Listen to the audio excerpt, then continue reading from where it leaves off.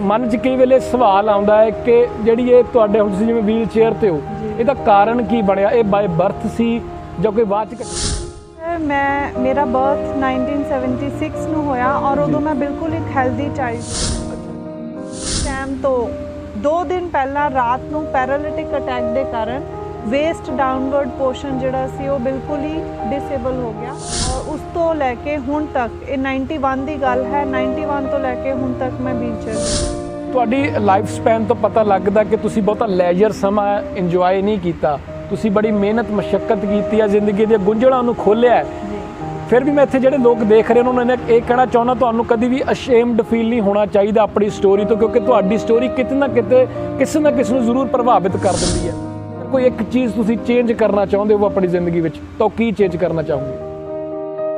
Obviously ਜੇ ਮੈਂ change ਕਰ ਸਕਾਂ ਤਾਂ ਮੈਂ ਦੁਬਾਰਾ ਤੋਂ ਹੈਲਦੀ ਹੋ ਜਾ। ਹੁਣ ਵੀ ਮੇਰੀ ਇਹੀ ਕੋਸ਼ਿਸ਼ ਹੈ ਕਿ ਜੇ ਮੈਂ ਚੱਲ ਸਕਾਂ ਤਾਂ ਮੈਂ ਬਹੁਤ ਹੀ ਖੁਸ਼ਕਿਸਮਤ ਹੋਵਾਂ। ਲੋਕ ਮੇਰੇ ਬਾਰੇ ਕੀ ਕਹਿਣਗੇ ਜਾਂ ਕੀ ਸੋਚਣਗੇ?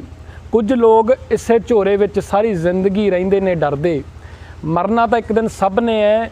ਕੁਝ ਲੋਕ ਪਹਿਲਾਂ ਜ਼ਿੰਦਗੀ ਨੂੰ ਜੀ ਜਾਣ ਨਾਲ ਜਿਉਂਦੇ ਨੇ, ਫਿਰ ਨੇ ਮਰਦੇ। ਵੱਡੇ ਖੰਭ ਅਕਸਰ ਜ਼ਰੂਰੀ ਨਹੀਂ ਹੁੰਦੇ ਦਿਨੇਸ਼ ਮੀਆਂ, ਕੁਝ ਲੋਕ ਹੌਸਲੇ ਨਾਲ ਉੱਚੀ ਉਡਾਰੀ ਨੇ ਭਰਦੇ। PB 32 ਨਵਾਂ ਸ਼ਹਿਰ ਦੇਖ ਰਹੇ ਹੋ, ਮੈਂ ਤੁਹਾਡਾ ਆਪਣਾ ਪਰਿਵਾਰਕ ਮੈਂਬਰ ਦਿਨੇਸ਼ ਸੂਰੀ।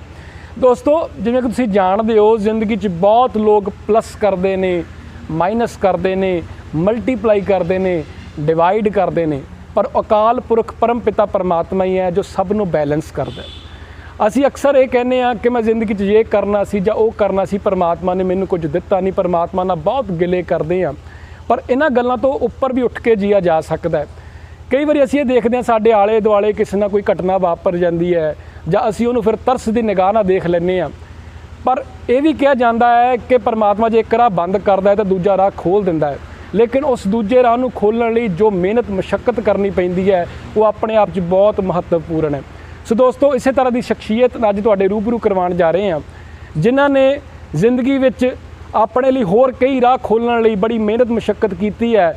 ਲੋਕੀ ਉਹਨਾਂ ਨੂੰ ਤਰਸ ਦੀ ਨਿਗਾਹ ਨਾਲ ਨਾ ਦੇਖਣ, ਉਹਨਾਂ 'ਤੇ ਮਾਣ ਕਰਨ, ਉਹਨਾਂ ਨੇ ਕੀ ਸੰਘਰਸ਼ ਕੀਤਾ ਹੈ, ਤੁਹਾਨੂੰ 1 ਬਾਏ 1 ਕਰਕੇ ਉਹਨਾਂ ਦੇ ਸਾਰੇ ਐਕਸਪੀਰੀਅੰਸਿਸ ਦੇ ਨਾਲ ਰੂਬਰੂ ਕਰਦੇ ਰਵਾਂਗੇ। ਸੋ ਸਵਾਗਤ ਕਰਦੇ ਹਾਂ ਜੀ ਮੈਡਮ ਪੂਜਾ ਜੀ ਦਾ।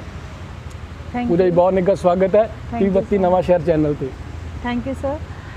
PB 32 ਨਵਾਂ ਸ਼ਹਿਰ ਦੇ ਸਾਰੇ ਦਰਸ਼ਕਾਂ ਨੂੰ ਮੇਰੇ ਵੱਲੋਂ ਪਿਆਰ ਭਰੀ ਸਤਿ ਸ਼੍ਰੀ ਅਕਾਲ ਜੀ। ਮੈਡਮ, ਤੁਹਾਡੇ ਜਿਹੜੀ ਜ਼ਿੰਦਗੀ ਦਾ ਤਜਰਬਾ ਆ, ਜਿੰਨੀ ਕਿ ਮੈਂ ਰਿਸਰਚ ਕੀਤੀ ਆ, ਜਿਹੜੇ ਸਾਡੇ ਆਡੀਅנס ਵੀ ਹੁਣ ਤੁਹਾਨੂੰ ਜਿਹੜੀ ਸਕਰੀਨ ਤੇ ਦੇਖ ਰਹੀ ਹੈ, ਮਨ 'ਚ ਕਈ ਵੇਲੇ ਸਵਾਲ ਆਉਂਦਾ ਹੈ ਕਿ ਜਿਹੜੀ ਇਹ ਤੁਹਾਡੇ ਹੁਣ ਤੁਸੀਂ ਜਿਵੇਂ ਵੀਲ ਚੇਅਰ ਤੇ ਹੋ, ਇਹਦਾ ਕਾਰਨ ਕੀ ਬਣਿਆ? ਇਹ ਬਾਏ ਬਰਥ ਸੀ ਜਾਂ ਕੋਈ ਬਾਅਦ 'ਚ ਘਟਨਾ ਵਾਪਰੀ? एक्चुअली सर मेरा बर्थ 1976 ਨੂੰ ਹੋਇਆ और ਉਦੋਂ मैं बिल्कुल एक हेल्दी चाइल्ड सी। अच्छा जी। और एक हेल्दी चाइल्ड ਦੇ ਤੌਰ ਤੇ मैं अप टू 10th अपनी आर्यावाल विद्या मंदिर स्कूल ਤੋਂ ਕੀਤੀ और उस दौरान ਸਾਰੀਆਂ ਐਕਟੀਵਿਟੀਜ਼ ਦੇ ਵਿੱਚ ਮੈਂ ਪਾਰਟਿਸਿਪੇਟ ਕਰਦੀ ਸੀ। ਕੋ ਕਰਿਕੂਲਰ ਐਕਟੀਵਿਟੀਜ਼ ਹਰੇਕ ਐਨੂਅਲ ਫੰਕਸ਼ਨ ਦੇ ਵਿੱਚ 3-4 ਆਈਟਮਸ ਦੇ ਵਿੱਚ ਮੇਰੀ ਪਾਰਟਿਸਿਪੇਸ਼ਨ ਹੁੰਦੀ ਸੀ, ਚਾਹੇ ਉਹ ਗਰੁੱਪ ਸੌਂਗ ਹੋਏ, ਡਾਂਸ ਹੋਏ, ਸਪੋਰਟਸ ਹੋਏ। और ਤੁਹਾਨੂੰ ਹੈਰਾਨੀ ਹੋਏਗੀ ਕਿ ਜਦੋਂ ਮੈਨੂੰ ਪੈਰਾਲਿਟਿਕ ਅਟੈਕ ਆਇਆ, ਉਸ ਤੋਂ 1 ਮਹੀਨਾ ਪਹਿਲਾਂ ਸਾਡੀ ਸਪੋਰਟਸ ਦੀ ਟੀਮ, ਜਿਹੜੀ ਟੇਬਲ ਟੈਨਿਸ ਦੀ ਟੀਮ ਹੈ, ਉਹ ਡਿਸਟ੍ਰਿਕਟ ਲੈਵਲ 'ਤੇ ਅਸੀਂ ਜਿੱਤ ਕੇ ਆਏ ਸੀ। ਉਸ ਦੇ ਵਿੱਚ ਮੈਂ ਵੀ ਮੈਂਬਰ ਸੀ। ਲੇਕਿਨ ਫਾਈਨਲ ਐਗਜ਼ਾਮ ਤੋਂ 2 ਦਿਨ ਪਹਿਲਾਂ ਰਾਤ ਨੂੰ ਪੈਰਾਲਿਟਿਕ ਅਟੈਕ ਦੇ ਕਾਰਨ वेस्ट डाउनवर्ड पोर्शन ਜਿਹੜਾ ਸੀ ਉਹ ਬਿਲਕੁਲ ਹੀ डिसेबल ਹੋ ਗਿਆ और उस ਤੋਂ ਲੈ ਕੇ ਹੁਣ ਤੱਕ ਇਹ 91 ਦੀ ਗੱਲ ਹੈ, 91 ਤੋਂ ਲੈ ਕੇ ਹੁਣ ਤੱਕ ਮੈਂ ਵੀਲ ਚੇਅਰ ਦੇ ਉੱਤੇ ਹਾਂ। ਤੇ ਮੈਡਮ, ਕੋਈ ਡਾਕਟਰਾਂ ਨੇ ਉਸ ਵੇਲੇ ਕੋਈ ਕਾਰਨ ਕੀ ਦੱਸਿਆ ਕਿ ਇਹਦੀ ਵਜ੍ਹਾ ਕੀ ਬਣੀ? ਜੀ, ਐਕਚੁਅਲੀ ਸਰ ਅਸੀਂ ਨੈਕਸਟ ਡੇ, ਕਿਉਂਕਿ ਰਾਤ ਨੂੰ ਲੇਟ ਨਾਈਟ ਮੈਨੂੰ ਪ੍ਰੋਬਲਮ ਆਈ ਸੀ और ਅਸੀਂ ਸਵੇਰੇ ਹੀ CMC ਚਲੇ ਗਏ ਸੀ। CMC ਦੇ ਵਿੱਚ ਜਦੋਂ ਮੇਰਾ ਟ੍ਰੀਟਮੈਂਟ ਸ਼ੁਰੂ ਹੋਇਆ ਤਾਂ ਉਹਨਾਂ ਨੇ CT ਸਕੈਨ ਮੇਰੀ 2 ਵਾਰੀ ਕੀਤੀ ਜਾਂ ਹੋਰ ਵੀ ਬਹੁਤ ਸਾਰੇ ਟੈਸਟ ਕੀਤੇ, ਸਾਰੇ ਟੈਸਟ ਨੋਰਮਲ ਆ ਰਹੇ ਸੀ। ਕਾਰਨ ਡਾਇਗਨੋਜ਼ ਹੀ ਨਹੀਂ ਹੋ ਪਾਇਆ। ਉਹਨਾਂ ਨੇ ਜਸਟ ਸਾਨੂੰ ਇਹੀ ਇਨਫੋਰਮ ਕੀਤਾ ਕਿ ਕੋਈ ਨਰਵ ਜਿਹੜੀ ਹੈ ਉਹ ਸਪਾਈਨਲ ਕਾਰਡ ਦੇ ਵਿੱਚੋਂ ਬਲੌਕ ਹੋ ਗਈ ਹੈ, ਉਹਦੇ ਨਾਲ ਬਲੱਡ ਸਰਕੂਲੇਸ਼ਨ ਰੁਕ ਗਿਆ ਹੈ ਔਰ ਉਹ ਬਲੱਡ ਸਰਕੂਲੇਸ਼ਨ ਰੁਕਣ ਦੇ ਨਾਲ ਹੀ ਇਹ ਪ੍ਰੋਬਲਮ ਆਈ ਹੈ। ਤੇ 1991 ਤੋਂ ਲੈ ਕੇ ਹੁਣ ਤੱਕ ਤੁਸੀਂ ਹੌਸਲੇ ਨਾਲ ਜਿਹੜੀ ਜ਼ਿੰਦਗੀ ਜੀ ਰਹੇ ਹੋ, ਤਾਂ ਜਿਹੜੇ ਦਰਸ਼ਕ ਦੇਖ ਰਹੇ, ਮੈਂ ਉਹਨਾਂ ਨੂੰ ਵੀ ਇਹੀ ਕਹਿਣਾ ਚਾਹੁੰਦਾ ਕਿ you can see her disability but we have seen her ability, ਇਸੇ ਕਰਕੇ ਅਸੀਂ ਇੱਥੇ ਆਏ ਹਾਂ। She is not physically challenge, she is not disabled child, but she is definitely a different child. ਤਾਂ ਮੈਡਮ ਤੁਹਾਡੀ ਜ਼ਿੰਦਗੀ ਦਾ ਸੰਘਰਸ਼ ਬੜਾ ਰਿਹਾ ਹੈ, ਤੁਸੀਂ ਸੰਘਰਸ਼ ਨਾਲ ਬੜਾ ਮੱਥਾ ਲਾਇਆ ਹੈ। ਮੈਂ ਰਿਸਰਚ ਕੀਤੀ ਹੈ, ਤੁਸੀਂ ਸਕੂਲਿੰਗ ਵੀ ਫਿਰ ਵੀਲ ਚੇਅਰ ਤੇ ਕੀਤੀ 10th ਤੋਂ ਬਾਅਦ? ਬਿਲਕੁਲ ਬਿਲਕੁਲ ਸਰ, ਉਸ ਸਾਲ ਤਾਂ 91 ਦੇ ਵਿੱਚ ਮੈਂ ਨਹੀਂ ਅਟੈਂਡ ਕਰ ਪਾਈ। ਫਿਰ 92 ਦੇ ਵਿੱਚ ਮੈਂ ਅਕਤੂਬਰ ਔਨਵਰਡਸ, ਕਿਉਂਕਿ ਪਹਿਲਾਂ ਅਸੀਂ ਟ੍ਰੀਟਮੈਂਟ ਲਈ ਕਦੀ ਕਿਤੇ ਹਸਪੀਟਲਸ ਦੇ ਚੱਕਰ ਲਗਾਉਂਦੇ ਰਹੇ। 92 ਦੇ ਵਿੱਚ ਅਕਤੂਬਰ ਔਨਵਰਡਸ ਮੈਂ ਸਟਾਰਟਿੰਗ ਦੁਬਾਰਾ ਕੀਤੀ ਆਸਾਨੰਦ ਆਰਿਆਵਲ ਵਿਦਿਆ ਮੰਦਿਰ ਤੋਂ ਹੀ। ਉਸ ਤੋਂ ਬਾਅਦ ਫਿਰ next year BLM girls college admission ਲਈ ਇੰਟਰ ਆਰਟਸ ਦੇ ਵਿੱਚ। 97 ਦੇ ਵਿੱਚ ਪਾਸ ਆਊਟ ਕਰਕੇ ਫਿਰ ਟੈਸਟ ਦਿੱਤਾ ਜਿਹੜਾ B.Ed ਐਂਟਰੈਂਸ ਵਾਸਤੇ ਹੁੰਦਾ ਹੈ। ਉਸ ਦੇ ਵਿੱਚ ਤੁਸੀਂ B.Ed ਦੀ ਗੱਲ ਕਰ ਰਹੇ ਹੋ, ਮੈਂ ਕਿਤੇ ਨਾ ਕਿਤੇ ਪੜ੍ਹਿਆ ਸੀ ਤੁਸੀਂ ਇਹ ਆਪਣੇ ਲੇਖ 'ਚ ਲਿਖਿਆ ਸੀ ਕਿ ਤੁਹਾਨੂੰ ਕਾਲਜ ਵਿੱਚ ਐਡਮਿਸ਼ਨ ਲੈਣ ਲਈ ਬੜੀ ਦਿੱਕਤਾਂ ਦਾ ਸਾਹਮਣਾ ਕਰਨਾ ਪਿਆ। ਉਹ ਕਿਸੇ ਮੈਂ ਚਾਹੁੰਦਾ ਉਹ ਵੀ ਐਕਸਪੀਰੀਅੰਸ ਜਿਹੜਾ ਜ਼ਰੂਰ ਸ਼ੇਅਰ ਕਰੋ, ਕਿਉਂਕਿ ਹਮੇਸ਼ਾ ਹੀ ਜਦੋਂ ਕੋਈ ਬੰਦਾ ਅੱਗੇ ਵਧਣ ਦੀ ਕੋਸ਼ਿਸ਼ ਕਰਦਾ ਤਾਂ ਲੋਕੀ ਇਹ ਕਹਿੰਦੇ ਨੇ ਕਿ ਯੂ ਕਾਂਟ ਡੂ ਇਟ, ਪਰ ਡਿਟਰਮੀਨੇਸ਼ਨ ਕਹਿੰਦੀ ਆ yes I can do it. ਉਹ ਦਾਖਲੇ ਵਾਲਾ ਪ੍ਰੋਸੈਸ ਕੀ ਸੀ, ਮੈਂ ਚਾਹੁੰਦਾ ਉਹ ਵੀ ਜ਼ਰੂਰ ਦੱਸੋ ਜੀ। ਜੀ ਐਕਚੁਅਲੀ ਸਰ, ਜਦੋਂ ਮੈਂ 10th ਪਾਸ ਆਊਟ ਕਰ ਲਏ ਉਸ ਤੋਂ ਬਾਅਦ ਮੇਰੇ ਪੇਰੈਂਟਸ ਵਾਸਤੇ ਮੇਨ ਪ੍ਰੋਬਲਮ ਸੀ ਕਿ ਮੈਨੂੰ ਐਡਮਿਸ਼ਨ ਕਿੱਥੇ ਦਵਾਈ ਜਾਏ। ਅਸੀਂ BLM ਗਰਲਸ ਕਾਲਜ ਗਏ। ਉਸ ਸਮੇਂ ਜੋ ਪ੍ਰਿੰਸੀਪਲ ਸੀ ਉਹਨਾਂ ਨੇ ਸਾਰੇ ਸਟਾਫ ਮੈਂਬਰਸ ਨੂੰ ਕਾਲ ਕਰਕੇ ਇੱਕ ਮੀਟਿੰਗ ਬੁਲਾਈ ਔਰ ਉਹਦੇ ਵਿੱਚ ਫਿਰ ਉਹਨਾਂ ਨੇ ਇਹ ਡਿਸਾਈਡ ਕੀਤਾ ਕਿ ਕਿਆ ਇਸ ਲੜਕੀ ਨੂੰ ਐਡਮਿਸ਼ਨ ਦਿੱਤੀ ਜਾਏ ਕਿ ਨਹੀਂ, ਕਿਉਂਕਿ ਉਹ ਕਲਾਸਿਸ ਕਈ ਅਪਸਟੇਅਰਸ ਫਰਸਟ ਫਲੋਰ ਤੇ ਵੀ ਲੱਗਦੀਆਂ ਸੀ। ਫਿਰ ਸਾਰੇ ਜਿਹੜੇ ਟੀਚਰਸ ਹੈ ਉਹਨਾਂ ਨੇ ਕਿਹਾ ਕਿ ਕੋਈ ਗੱਲ ਨਹੀਂ, ਅਸੀਂ ਇਸ ਲੜਕੀ ਦੀਆਂ ਜਿਹੜੀਆਂ ਕਲਾਸਿਸ ਹੈ ਉਹ ਨੀਚੇ ਗਰਾਊਂਡ ਲੈਵਲ ਤੇ ਹੀ ਲਗਾਵਾਂਗੇ। ਇਸ ਕਰਕੇ ਮੈਨੂੰ ਥੋੜੀ ਜਿਹੀ ਦਿੱਕਤ ਆਈ, ਲੇਕਿਨ ਉਹਨਾਂ ਨੇ ਬਹੁਤ ਸਪੋਰਟ ਕੀਤਾ। ਉਸ ਤੋਂ ਬਾਅਦ ਜਦੋਂ ਮੈਂ MA ਲੁਧਿਆਣਾ ਤੋਂ ਰੈਗੂਲਰ ਕੀਤੀ ਹੈ SCD ਕਾਲਜ ਫॉर ਬॉयਜ਼ ਜੀ, ਉੱਥੇ ਜਦੋਂ ਮੈਂ ਗਈ ਹਾਂ ਉੱਥੇ ਐਡਮਿਸ਼ਨ ਵਾਸਤੇ ਫਿਰ ਮੈਨੂੰ ਪ੍ਰੋਬਲਮ ਆਈ। ਉੱਥੇ ਵੀ ਮੈਨੂੰ ਐਡਮਿਸ਼ਨ ਨਹੀਂ ਦੇ ਰਹੇ ਸੀ। ਉਹਦਾ ਕਾਰਨ ਕੀ ਦੱਸਿਆ, ਐਡਮਿਸ਼ਨ ਕਿਉਂ ਨਹੀਂ ਦੇ ਰਹੇ ਸੀ? ਉਹਦਾ ਕਾਰਨ ਉੱਥੇ ਇਹ ਦੱਸ ਰਹੇ ਸੀ ਕਿ ਮੇਰੇ ਪਾਸ ਇਲੈਕਟਿਵ ਸਬਜੈਕਟ ਨਹੀਂ ਮੈਂ ਲਿਆ ਸੀ, ਕਿਉਂਕਿ ਨਵਾਂ ਸ਼ਹਿਰ ਦੇ ਵਿੱਚ ਇਲੈਕਟਿਵ ਇੰਗਲਿਸ਼ ਸਬਜੈਕਟ ਨਹੀਂ ਸੀ, ਨਾ ਹੀ ਆਨਰਸ ਸੀ। ਮੈਂ ਜਰਨਲ ਇੰਗਲਿਸ਼ ਦੇ ਨਾਲ ਪੜ੍ਹੀ ਸੀ ਔਰ ਮੇਰੇ ਕਾਫੀ ਅੱਛੇ ਮਾਰਕਸ ਸੀ, ਲੇਕਿਨ ਉਹਨਾਂ ਨੇ ਕਿਹਾ ਕਿ ਇਹਨੂੰ ਬੇਸਿਕ ਨੌਲੇਜ ਨਹੀਂ ਹੈ, ਪਰ ਅਸੀਂ ਇਹਨੂੰ ਐਡਮਿਸ਼ਨ ਕਿੱਦਾਂ ਦਈਏ। ਲੇਕਿਨ ਫਿਰ ਮੇਰੇ ਫਾਦਰ ਨੇ ਇਹ ਸਟ੍ਰੈਸ ਕੀਤਾ ਕਿ ਕੋਈ ਗੱਲ ਨਹੀਂ, ਤੁਸੀਂ ਇਹਨੂੰ ਐਡਮਿਸ਼ਨ ਦਿਓ, ਇਹ ਆਪਣੇ ਆਪ ਇਹ ਕਵਰ ਅਪ ਕਰੇਗੀ ਜੋ ਵੀ ਇਹਦਾ ਰਿਮੇਨਿੰਗ ਪਾਰਟ ਹੈ। ਔਰ ਫਿਰ ਉਹਨਾਂ ਨੇ ਮੈਨੂੰ ਐਡਮਿਸ਼ਨ ਦਿੱਤੀ ਔਰ ਲੱਕੀਲੀ ਉਸ ਸਾਲ ਮੈਂ ਕਾਲਜ ਦੇ ਵਿੱਚੋਂ 2nd ਪੋਜੀਸ਼ਨ ਹਾਸਿਲ ਕੀਤੀ ਔਰ ਉਹਨਾਂ ਨੇ ਬਹੁਤ ਮੇਰੇ ਤੇ ਬਾਅਦ ਦੇ ਵਿੱਚੋਂ ਮਾਣ ਵੀ ਮਹਿਸੂਸ ਕੀਤਾ ਕਿ ਇਸ ਲੜਕੀ ਨੂੰ ਅਸੀਂ ਐਡਮਿਸ਼ਨ ਨਹੀਂ ਦੇ ਰਹੇ ਸੀ, ਲੇਕਿਨ ਦੇਖੋ ਇੰਨੀ ਪ੍ਰੋਬਲਮਸ ਦੇ ਬਾਅਦ ਵੀ ਔਰ ਇਸ ਲੜਕੀ ਨੇ 2nd ਪੋਜੀਸ਼ਨ ਹਾਸਿਲ ਕੀਤੀ ਹੈ। ਅੱਛਾ ਮੈਮ, ਤੁਹਾਡੀ ਤੁਸੀਂ ਇਹਦੇ ਵਿੱਚ ਫਾਦਰ ਸਾਹਿਬ ਦਾ ਜ਼ਿਕਰ ਕੀਤਾ, ਤੁਹਾਡੀ ਫੈਮਿਲੀ ਦਾ ਕਿੰਨਾ ਤੁਹਾਨੂੰ ਜਿਹੜਾ ਸਪੋਰਟ ਰਿਹਾ, ਜਿਹੜਾ ਉਹਨਾਂ ਦਾ ਕੋਰਸ ਆਫ ਐਕਸ਼ਨ ਕਿਹੋ ਜਿਹਾ ਰਿਹਾ, ਫੈਮਿਲੀ ਨੇ ਕਿੰਨਾ ਕੁ ਤੁਹਾਡਾ ਹਰ ਮੌਕੇ ਸਾਥ ਦਿੱਤਾ? ਜੀ ਐਕਚੁਅਲੀ ਸਰ, ਇੱਕ ਡਿਸੇਬਲਡ ਚਾਈਲਡ ਵਾਸਤੇ ਤਾਂ ਬਹੁਤ ਜ਼ਿਆਦਾ, ਲੇਕਿਨ ਇੱਕ ਨਾਰਮਲ ਚਾਈਲਡ ਵਾਸਤੇ ਵੀ ਫੈਮਿਲੀ ਦਾ ਸਪੋਰਟ ਸਭ ਤੋਂ ਜ਼ਿਆਦਾ ਅਹਿਮੀਅਤ ਰੱਖਦਾ ਹੈ। ਮੇਰੇ ਕੇਸ ਦੇ ਵਿੱਚ ਕਿਉਂਕਿ ਮੈਂ ਟੋਟਲੀ ਡਿਪੈਂਡੈਂਟ ਹੋ ਗਈ ਆਪਣੇ ਫਾਦਰਸ ਤੇ, ਆਪਣੇ ਮਦਰ ਤੇ, ਕਿਉਂਕਿ ਮੈਨੂੰ ਉਠਾ ਕੇ ਹੀ ਇੱਕ ਥਾਂ ਤੋਂ ਦੂਸਰੇ ਥਾਂ ਤੇ ਲੈ ਕੇ ਜਾਇਆ ਜਾਂਦਾ ਹੈ। ਹੁਣ ਵੀ ਮੈਂ ਬਿਲਕੁਲ ਖੜੀ ਨਹੀਂ ਹੋ ਸਕਦੀ ਹਾਂ ਔਰ ਮੈਂ ਖੁਦ ਮੂਵ ਨਹੀਂ ਕਰ ਸਕਦੀ। ਇਸ ਕਰਕੇ ਮੇਰੀ ਪਾਲਣ ਪੋਸ਼ਣ ਕਰਨ ਤੋਂ ਇਲਾਵਾ ਮੇਰੇ ਸਾਰੇ ਜੋ ਡੇਲੀ ਰੂਟੀਨ ਦੇ ਕੰਮ ਹੈ ਉਹਨਾਂ ਨੂੰ ਵੀ ਮੈਨੇਜ ਕਰਨ ਦੇ ਵਿੱਚ ਸਹਿਯੋਗ ਨਾਲ ਹੀ ਹੁੰਦਾ ਸਾਰਾ। ਜੀ ਬਿਲਕੁਲ, ਉਹਨਾਂ ਦਾ ਹੀ ਸਪੋਰਟ ਮੈਨੂੰ ਸਭ ਤੋਂ ਜ਼ਿਆਦਾ ਰਿਹਾ ਹੈ। ਜੀ ਮੈਮ, ਜਿਵੇਂ ਤੁਸੀਂ ਦੱਸਿਆ ਕਿ ਤੁਸੀਂ 10th ਕਲਾਸ ਵਿੱਚ ਸੀਗੇ ਜਦੋਂ ਤੁਹਾਨੂੰ ਇਹ ਜਿਹੜੀ ਟ੍ਰੈਜੇਡੀ ਤੁਹਾਡੇ ਨਾਲ ਵਾਪਰੀ। ਹਾਲਾਂਕਿ 1991 ਜਾਂ ਆਪਾਂ ਉਹਨਾਂ ਦਿਨਾਂ 'ਚ ਜੇ ਝਾਤ ਮਾਰੀਏ ਤਾਂ ਇਹ ਵੀ ਹੁੰਦਾ ਸੀ ਕਿ ਕੁੜੀ ਦਾ ਜਲਦੀ ਵਿਆਹ ਕਰਦੇ ਨੇ, ਜਾਂ ਮੇਬੀ ਉਦੋਂ ਕੀ ਤੁਹਾਡੇ ਪਰਿਵਾਰ ਦੀ ਸੋਚ ਹੋਊਗੀ, ਮੈਂ ਉੱਤੇ ਕੋਈ ਵੀ ਕਮੈਂਟ ਨਹੀਂ ਕਰਨਾ ਚਾਹੁੰਦਾ। ਪਰ ਇਸ ਪੂਰੇ ਜਦੋਂ ਹਾਲਾਤ ਹੋ ਜਾਂਦੇ ਨੇ, ਆਲੇ ਦੁਆਲੇ ਵਾਲੇ ਵੀ ਤਾਨੇ ਮਾਰਨ ਲੱਗ ਪੈਂਦੇ ਨੇ, ਕਿਉਂਕਿ ਪਹਿਲਾਂ ਹੀ ਉਦੋਂ ਕਿਹਾ ਜਾਂਦਾ ਸੀ ਕਿ ਕੁੜੀ ਨਾਲੋਂ ਚੰਗਾ ਤਾਂ ਪੱਥਰ ਜੰਮ ਲੈਂਦੇ। ਮੈਂ ਉਹਨਾਂ ਸਮਿਆਂ ਦੀ ਗੱਲ ਕਰਦਾ, ਅੱਜ ਦੀ ਹਾਲਾਤਾਂ ਦੀ ਗੱਲ ਨਹੀਂ ਕਰ ਰਿਹਾ। ਉਦੋਂ ਜਿਹੜੇ ਲੋਕਾਂ ਦੀਆਂ ਅੱਖਾਂ ਸੀਗੀਆਂ, ਉਹਨਾਂ ਨੂੰ ਉਹਦੇ ਸਾਹਮਣੇ ਉਹਨੂੰ ਫੇਸ ਕਰਨਾ ਇਸ ਮੁਸੀਬਤ ਦੀ ਘੜੀ 'ਚ, ਉਹ ਕਿੰਨਾ ਕੁ ਚੈਲੰਜਿੰਗ ਸੀਗਾ? ਸਭ ਤੋਂ ਪਹਿਲਾਂ ਤਾਂ ਸਰ ਮੈਂ ਤੁਹਾਨੂੰ ਇਹ ਦੱਸਣਾ ਚਾਹਾਂਗੀ ਕਿ ਮੈਂ ਬਹੁਤ ਲੱਕੀ ਹਾਂ ਕਿ ਮੇਰੇ ਫਾਦਰ ਨੇ ਕੁੜੀਆਂ ਨੂੰ ਕਦੀ ਵੀ ਮੁੰਡਿਆਂ ਤੋਂ ਘੱਟ ਨਹੀਂ ਸਮਝਿਆ। ਅਸੀਂ 2 ਸਿਸਟਰਸ हैं और मेरा एक ब्रदर है और मैं अपने घर ਦੇ ਵਿੱਚੋਂ ਸਭ ਤੋਂ ਬੜੀ ਹਾਂ। ਔਰ ਜਿਸ ਦਿਨ ਮੈਨੂੰ ਪੈਰਾਲਿਟਿਕ ਅਟੈਕ ਹੋਇਆ ਉਸ ਤੋਂ 2-3 ਘੰਟੇ ਪਹਿਲਾਂ ਹੀ ਮੇਰੇ ਫਾਦਰ ਸਾਡੇ ਨੇਬਰ ਦੇ ਨਾਲ ਡਿਸਕਸ ਕਰ ਰਹੇ ਸੀ ਕਿ ਲੜਕੀ ਇੰਟੈਲੀਜੈਂਟ ਹੈ, ਪੜ੍ਹਨ 'ਚ ਹੁਸ਼ਿਆਰ ਹੈ, ਮੈਂ ਚਾਹੁੰਦਾ ਕਿ ਇਹ ਬਣੇ ਔਰ ਇਹਨੂੰ ਮੈਂ 10th ਤੋਂ ਬਾਅਦ ਇਹਨੂੰ ਚੰਡੀਗੜ੍ਹ ਕਿਸੇ ਅੱਛੇ ਕਾਲਜ ਦੇ ਵਿੱਚ ਐਡਮਿਸ਼ਨ ਦਵਾਵਾਂ।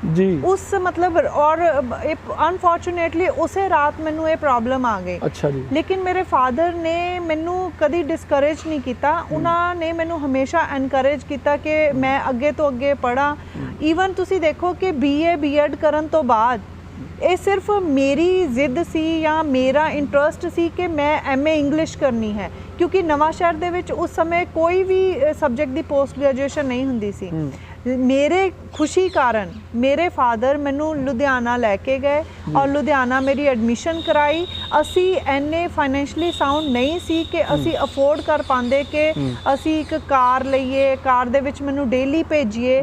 ਲੇਕਿਨ ਮੇਰੇ ਫਾਦਰ ਨੇ ਇਹ ਬਹੁਤ ਸਖਤ ਡਿਸੀਜਨ ਲਿਆ। ਉਹਨਾਂ ਨੇ ਇੱਕ ਸੈਕਿੰਡ ਹੈਂਡ ਕਾਰ ਲਈ ਮੇਰੇ ਲਈ ਡਰਾਈਵਰ ਰੱਖਿਆ ਔਰ ਮੈਨੂੰ ਡੇਲੀ ਅਪ ਡਾਊਨ ਕਰਾਇਆ। मतलब ਤੁਸੀਂ ਇਹ ਤੋਂ ਅੰਦਾਜ਼ਾ ਲਗਾ ਸਕਦੇ ਹੋ ਕਿ ਫੈਮਿਲੀ ਦਾ ਕਿੰਨਾ ਜ਼ਿਆਦਾ ਸਪੋਰਟ ਰਿਹਾ ਹੋਏਗਾ। ਮੈਂ ਇਹ ਉਹਨਾਂ ਲੋਕਾਂ ਨੂੰ ਵੀ ਕਹਿਣਾ ਚਾਹੁੰਦੇ ਆ ਕਿ ਤੁਸੀਂ ਦੇਖ ਸਕਦੇ ਹੋ ਕਿ ਲੋਕੀ ਹਾਲੇ ਤੱਕ ਵੀ ਕਈ ਕੁੜੀਆਂ ਨੂੰ ਨਿੰਦਦੇ ਰਹਿੰਦੇ ਨੇ, ਕੁੜੀਆਂ ਨੂੰ ਆਪਣੇ ਉੱਤੇ ਭਾਰ ਸਮਝਦੇ ਨੇ, ਲਾਇਬਿਲਿਟੀ ਸਮਝਦੇ ਨੇ, ਪਰ ਇਹਨਾਂ ਦੇ ਫਾਦਰ ਸਾਹਿਬ ਨੇ ਕਿੰਨੀ ਮਿਹਨਤ ਕੀਤੀ ਆ, ਇਹਨਾਂ ਦਾ ਹਰ ਮੌਕੇ ਸਾਥ ਦਿੱਤਾ ਹੈ ਔਰ ਅੱਜ ਇਹ ਜ਼ਿੰਦਗੀ 'ਚ ਜੋ ਕੁਝ ਅਚੀਵ ਕਰ ਚੁੱਕੇ ਨੇ ਕਿਤੇ ਨਾ ਕਿਤੇ ਉਹਦੇ ਵਿੱਚ ਫਾਦਰ ਸਾਹਿਬ ਦਾ ਬਹੁਤ ਵੱਡਾ ਯੋਗਦਾਨ ਹੋਵੇਗਾ। ਪਰ ਮੈਡਮ ਕਿਉਂਕਿ ਕਹਿਣ ਵਾਲੇ ਦਾ ਕੁਝ ਨਹੀਂ ਜਾਂਦਾ, ਕਮਾਲ ਤਾਂ ਉਹਦਾ ਹੁੰਦਾ ਜੋ ਸਹਿ ਜਾਂਦਾ। ਕਦੀ ਜ਼ਿੰਦਗੀ 'ਚ ਐਦਾਂ ਹੋਇਆ ਕਿ ਕਿਸੇ ਨੇ ਕੋਈ ਮਾੜੀ ਚੰਗੀ ਗੱਲ ਕਹਿ ਦਿੱਤੀ ਹੋਵੇ ਜਿਹੜੀ ਦਿਲ ਨੂੰ ਬਹੁਤ ਚੁੱਭੀ ਹੋਵੇ? ਸਰ ਵੈਸੇ ਤਾਂ ਸਟੂਡੈਂਟ ਲਾਈਫ ਦੇ ਵਿੱਚ ਮੈਨੂੰ ਕੋਈ ਖਾਸ ਇੱਦਾਂ ਦਾ ਐਕਸਪੀਰੀਅੰਸ ਨਹੀਂ ਹੋਇਆ, ਕਿਉਂਕਿ ਜਦੋਂ ਵੀ ਮੈਂ ਕਾਲਜ ਵਿੱਚ ਪੜ੍ਹਨ ਗਈ ਹਾਂ, ਸਕੂਲ ਵਿੱਚ ਪੜ੍ਹਨ ਗਈ ਹਾਂ ਜਾਂ ਕਿਤੇ ਵੀ ਪੜ੍ਹਨ ਗਈ ਹਾਂ, ਮੇਰੇ ਜਿੰਨੇ ਵੀ ਟੀਚਰਸ ਸੀ ਸਭ ਨੇ ਮੈਨੂੰ ਬਹੁਤ ਜ਼ਿਆਦਾ ਪਿਆਰ ਦਿੱਤਾ, ਬਹੁਤ ਸਪੋਰਟ ਕੀਤਾ। ਈਵਨ ਮੈਨੂੰ ਬੁੱਕਸ ਦਿੰਦੇ ਸੀ ਜਦੋਂ ਮੈਂ ਨਵਾਂ ਸ਼ਹਿਰ ਦੇ ਵਿੱਚ ਪੜ੍ਹੀ ਹਾਂ ਜਾਂ ਫਿਰ ਮੈਂ ਜਿੱਥੇ ਵੀ ਪੜ੍ਹੀ ਹਾਂ। ਲੇਕਿਨ ਹਾਂ ਨਾ ਮੇਰੇ ਜੋ ਸਾਥੀ ਸੀ, ਮੇਰੇ ਕਲਾਸਮੇਟ ਸੀ, ਉਹ ਵੀ ਬਹੁਤ ਸਪੋਰਟਿਵ ਰਹੇ ਮੇਰੇ ਨਾਲ। ਜਦੋਂ ਜੌਬ ਦੇ ਵਿੱਚ ਆਈ ਹਾਂ ਉਦੋਂ ਮੈਨੂੰ ਕੁਝ ਇੱਦਾਂ ਦੀਆਂ ਚੀਜ਼ਾਂ ਚੈਲੰਜਸ ਫੇਸ ਕਰਨੇ ਪਏ ਆ। ਜਿਵੇਂ ਕਿ ਕਿਹੜੇ ਚੈਲੰਜਸ? ਜਿਵੇਂ ਹਾਂਜੀ, ਜਦੋਂ ਮੈਂ ਮੂਸਾਪੁਰ ਦੇ ਵਿੱਚ ਸੀ, ਮੈਂ 2001 ਦੇ ਵਿੱਚ ਮੈਂ ਜੌਬ ਦੇ ਵਿੱਚ ਆਈ ਹਾਂ, ਗਵਰਨਮੈਂਟ ਜੌਬ ਦੇ ਵਿੱਚ।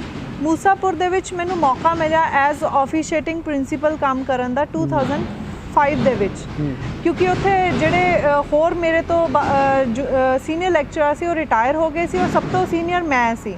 ਲੇਕਿਨ ਉੱਥੋਂ ਦੇ ਜਿਹੜੇ ਮਾਸਟਰ ਕਾਡਰ ਦੇ ਕੁਝ ਲੋਕ ਸੀ ਉਹ ਬਹੁਤ ਅਪਸੈਟ ਹੋ ਗਏ ਕਿ ਲੜਕੀ ਵੀਲ ਚੇਅਰ ਤੇ ਹੈ, ਇਹ ਕਿੱਦਾਂ ਸਕੂਲ ਚਲਾਏਗੀ, ਇਹ ਤਾਂ ਚੱਲ ਵੀ ਨਹੀਂ ਸਕਦੀ।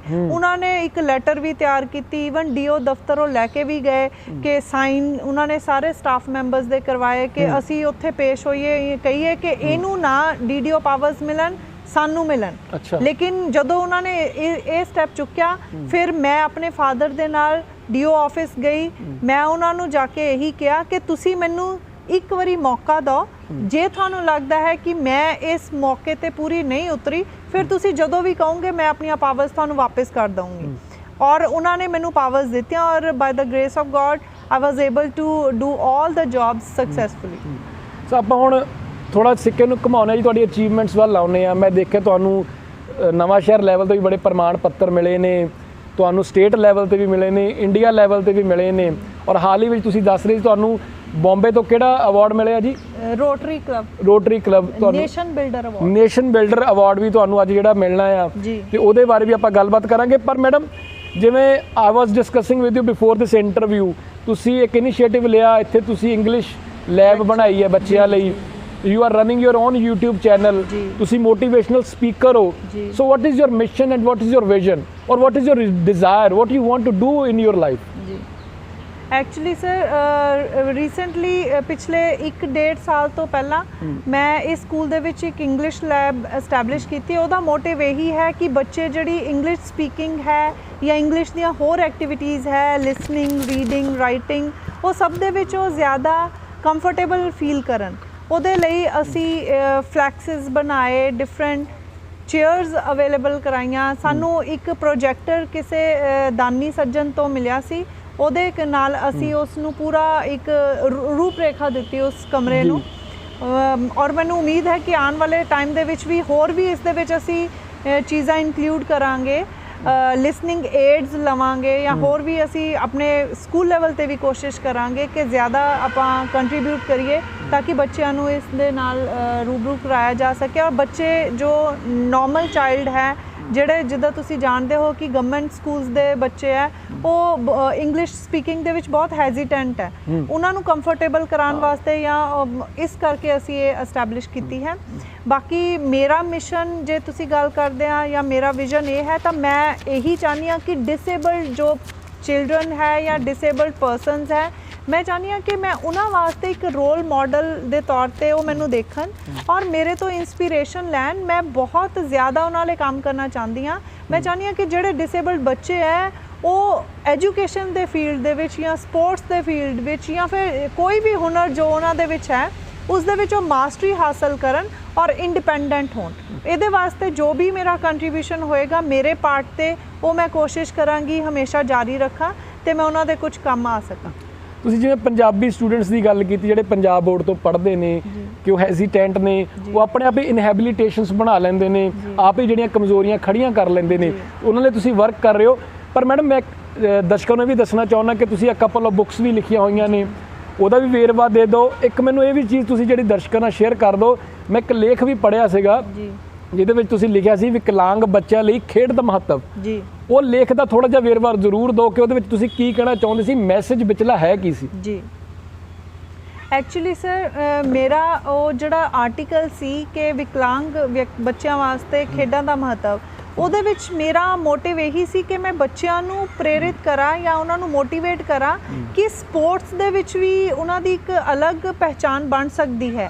ਜੇ ਕਿਉਂਕਿ ਪੈਰਾਲੰਪਿਕਸ ਹੈ, ਹੋਰ ਬਹੁਤ ਸਾਰੀਆਂ ਖੇਡਾਂ ਹੈ ਜੋ ਵੀਲਚੇਅਰ ਦੇ ਉੱਤੇ ਹੀ ਆਰਗੇਨਾਈਜ਼ ਕੀਤੀਆਂ ਜਾਂਦੀਆਂ ਹੈ, ਈਵਨ ਇੰਟਰਨੈਸ਼ਨਲ ਲੈਵਲ ਤੱਕ ਉਹ ਬੱਚੇ ਜਾ ਸਕਦੇ ਹਨ। ਔਰ ਦੂਸਰਾ ਇਹਦਾ ਫਾਇਦਾ ਇਹ ਹੁੰਦਾ ਹੈ ਕਿ ਬੱਚੇ ਇੱਕ ਤਾਂ ਡਿਪਰੈਸ਼ਨ ਦਾ ਸ਼ਿਕਾਰ ਨਹੀਂ ਹੁੰਦੇ ਜਦੋਂ ਸਪੋਰਟਸ ਦੇ ਵਿੱਚ ਆ ਜਾਂਦੇ ਆ। ਉਹਨਾਂ ਦੀ ਜੋ ਫਿਜ਼ੀਕਲ ਅਬਿਲਿਟੀ ਹੈ, ਮਤਲਬ ਜਿਹੜਾ ਪੋਰਸ਼ਨ ਉਹਨਾਂ ਦਾ ਬੇਕਾਰ ਹੈ ਜਾਂ ਡਿਸੇਬਲਡ ਹੈ ਉਸ ਦੇ ਵਿੱਚ ਤਾਂ ਕੋਈ ਚੇਂਜ ਨਹੀਂ ਹੋ ਸਕਦੀ, ਲੇਕਿਨ ਜਿਹੜਾ ਰਿਮੇਨਿੰਗ ਪੋਰਸ਼ਨ ਹੈ ਐਕਸਰਸਾਈਜ਼ ਦੇ ਨਾਲ ਉਹ ਜ਼ਿਆਦਾ ਉਹਨਾਂ ਦਾ ਐਕਟੀਵੇਟ ਹੋ ਜਾਂਦਾ ਹੈ, ਕੰਮ ਕਰਦਾ ਹੈ। ਪਲੱਸ ਉਹ ਮੈਂਟਲੀ ਹਰਾਸ ਨਹੀਂ ਫੀਲ ਕਰਦੇ ਹੈ, ਉਹ ਐਂਟਰਟੇਨਮੈਂਟ ਦੇ ਤੌਰ ਤੇ ਵੀ ਉਹ ਕਰ ਸਕਦੇ ਆ ਔਰ ਉਹਨਾਂ ਦਾ ਦਿਲ ਲੱਗਾ ਰਹਿੰਦਾ ਹੈ ਤੇ ਔਰ ਕੁਝ ਅਚੀਵਮੈਂਟਸ ਵੀ ਹਾਸਿਲ ਕਰ ਸਕਦੇ ਆ। ਇਸ ਕਰਕੇ ਇਹੀ ਮੇਰਾ ਮੋਟਿਵ ਸੀ। ਤੁਸੀਂ ਜਿਹੜੀ ਡਿਪਰੈਸ਼ਨ ਦੀ ਗੱਲ ਕੀਤੀ, ਮੈਂ ਦਰਸ਼ਕਾਂ ਨੂੰ ਇਹੀ ਕਹਿਣਾ ਚਾਹੁੰਦਾ ਜ਼ਿੰਦਗੀ 'ਚ ਸਭ ਤੋਂ ਬੜਾ ਭਾਰ ਉਹ ਹੁੰਦਾ ਜਦੋਂ ਦਿਲ ਭਾਰੀ ਹੋ ਜਾਵੇ। ਮੈਡਮ ਮੈਂ ਤੁਹਾਡੇ ਨਾਲ ਜਿਵੇਂ ਡਿਸਕਸ ਕਰ ਰਿਹਾ ਸੀ, ਪਹਿਲਾਂ ਵੀ ਅਸੀਂ ਬੈਠੇ ਸੀ ਇੱਥੇ ਤਾਂ ਕੁਝ ਤਸਵੀਰਾਂ ਦੇਖਿਆ ਜਿਹਦੇ ਵਿੱਚ DC ਕ੍ਰਿਸ਼ਨ ਕੁਮਾਰ ਵੀ ਤੁਹਾਨੂੰ ਸਨਮਾਨਿਤ ਕਰ ਰਹੇ ਨੇ, ਉਹਦਾ ਵੀ ਜ਼ਰੂਰ ਦੱਸੋ ਕਿ DC ਕ੍ਰਿਸ਼ਨ ਕੁਮਾਰ ਜੀ ਨਾਲ ਜਦੋਂ ਮਿਲੇ ਸੀਗੇ ਉਹ ਕਿਹੋ ਜਿਹਾ ਮਾਹੌਲ ਸੀ, ਉਹਨਾਂ ਨੇ ਤੁਹਾਨੂੰ ਸਨਮਾਨਿਤ ਕਿਉਂ ਕੀਤਾ ਸੀ? ਐਕਚੁਅਲੀ ਸਰ ਪਹਿਲਾਂ ਮੈਂ ਜਿੱਦਾਂ ਪਹਿਲਾਂ ਕਿ ਤੁਹਾਨੂੰ ਦੱਸਿਆ ਕਿ ਪਹਿਲਾਂ ਮੇਰੀ ਜੌਬ ਮੂਸਾਪੁਰ ਦੇ ਵਿੱਚ ਸੀ ਐਜ਼ ਇੰਗਲਿਸ਼ ਲੈਕਚਰਰ, ਲੇਕਿਨ ਇਹ ਸਾਡੇ ਜੋ ਐਜੂਕੇਸ਼ਨ ਸੈਕਟਰੀ ਸ਼੍ਰੀ ਕ੍ਰਿਸ਼ਨ ਕੁਮਾਰ ਜੀ ਹੈ ਉਹਨਾਂ ਦੀ ਰਹਿਮਤ ਕਰਕੇ ਹੀ ਮੇਰੀ ਟ੍ਰਾਂਸਫਰ ਇਸ ਸਕੂਲ ਦੇ ਵਿੱਚ ਪੋਸੀਬਲ ਹੋ ਪਾਈ 2008 ਵਿੱਚ। ਔਰ ਜੇ ਤੁਸੀਂ ਸਨਮਾਨ ਦੀ ਗੱਲ ਕਰ ਰਹੇ ਹੋ, ਪਿਛਲੇ ਸਾਲ ਸ਼੍ਰੀ ਕ੍ਰਿਸ਼ਨ ਕੁਮਾਰ ਜੀ ਨੇ ਮੈਨੂੰ 100% ਰਿਜ਼ਲਟ ਲਿਆਉਣ ਵਾਸਤੇ ਮੈਨੂੰ ਆਨਰ ਕੀਤਾ ਸੀ ਬਲਾਚੌਰ ਦੇ ਵਿੱਚ। ਔਰ ਇਸ ਸਾਲ ਕਿਉਂਕਿ ਡਿਊਰਿੰਗ ਲੋਕਡਾਊਨ ਪੀਰੀਅਡ ਮੈਂ ਬਹੁਤ ਸਾਰਾ ਕੰਮ ਕੀਤਾ, ਮੇਰੇ ਲੈਕਚਰਸ ਕਈ video audio lectures DD Punjabi, Swayam Prabha channel ਤੇ ਔਰ Doaba radio, all India radio Patiala ਦੇ ਵਿੱਚ ਵੀ ਪ੍ਰਸਾਰਿਤ ਹੋਏ ਹਨ। ਔਰ ਪਲੱਸ ਮੈਂ ਖੁਦ ਦੀ ਆਨਲਾਈਨ ਟੀਚਿੰਗ ਆਪਣੇ ਸਕੂਲ ਦੇ ਬੱਚਿਆਂ ਨੂੰ ਵੀ ਦੇ ਰਹੀ ਹਾਂ। YouTube ਲਿੰਕ ਹੈ ਮੈਂ ਖੁਦ ਕ੍ਰੀਏਟ ਕੀਤਾ ਹੈ, ਉਸ ਦੇ ਵਿੱਚ ਵੀਡੀਓਜ਼ ਮੈਂ ਪਾਉਂਦੀ ਹਾਂ ਤੇ ਹੋਰ Zoom ਨਾਲ ਮੈਂ ਮੀਟਿੰਗਸ ਕਰਦੀ ਹਾਂ ਤੇ ਇਸ ਲਈ ਉਹਨਾਂ ਨੇ ਆਨਲਾਈਨ ਟੀਚਿੰਗ ਲਈ ਔਰ ਕੰਟੈਂਟ ਮੈਂ ਕੁਝ ਡਿਵੈਲਪ ਕੀਤਾ ਸੀ ਇੰਗਲਿਸ਼ ਦੀਆਂ +1 +2 ਦੀਆਂ ਵਰਕ ਬੁੱਕਸ ਵਾਸਤੇ, ਉਸ ਦੇ ਕੰਟਰੀਬਿਊਸ਼ਨ ਦੇ ਲਈ ਉਹਨਾਂ ਨੇ ਮੈਨੂੰ ਆਨਰ ਕੀਤਾ ਹੈ। ਮੈਡਮ ਹੁਣ ਨਾਲ ਗੱਲਬਾਤ ਕਰ ਰਹੇ ਹਾਂ ਤਾਂ ਇਹ ਮਹਿਸੂਸ ਹੋ ਰਿਹਾ ਸਭ ਕੁਝ ਗਨੀਮਤ ਨਹੀਂ ਹੁੰਦਾ, ਗੁੱਡ ਲੱਕ ਨਹੀਂ ਹੁੰਦਾ। ਮੈਡਮ ਨਾਲ ਗੱਲਬਾਤ ਕਰਦੇ ਕਾਫੀ ਊਰਜਾ ਵੀ ਮਿਲ ਰਹੀ ਹੈ।